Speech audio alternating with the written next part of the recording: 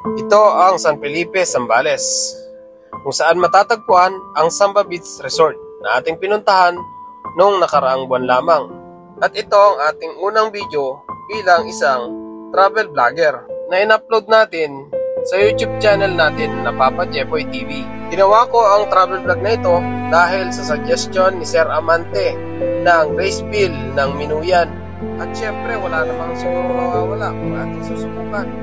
At dito nga sa San Felipe, Zambales, Liwliwa ang aking inumpisahan para sa pagiging travel vlogger ay matuluyan dahil na rin sa iba't ibang lugar ang aking napupuntahan. Pero ilang buwan lamang ay ganito na ang nangyari sa dalampasigan. Sa pagtulog mo, ito na ang iyong magigisnan. Ito nga guys, nandito po tayo sa Liwliwa, Zambales.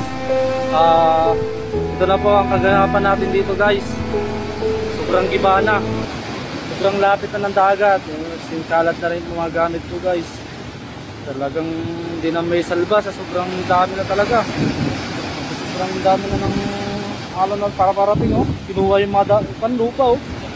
Oh, yung mga puste oh. Kunti na lang to, bibigay na to guys. At ito na ngayon ang itsura ng Samba Beach Resort dito sa may Liwliwa, San Felipe, Zambales. Nakakalungkot lang isipin na ang una nating travel vlog video ay wasak na ngayon. Ayan po ang itsura niya sa aerial shot video ng isang vlogger. Care of sa iyo sir, pahiram po muna ng iyong video.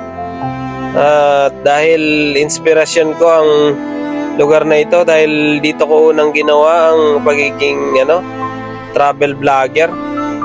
Maraming salamat sa iyo dahil nga wala pa po tayong drone para makakuha ng ganitong mga footage. Maraming salamat sa iyo.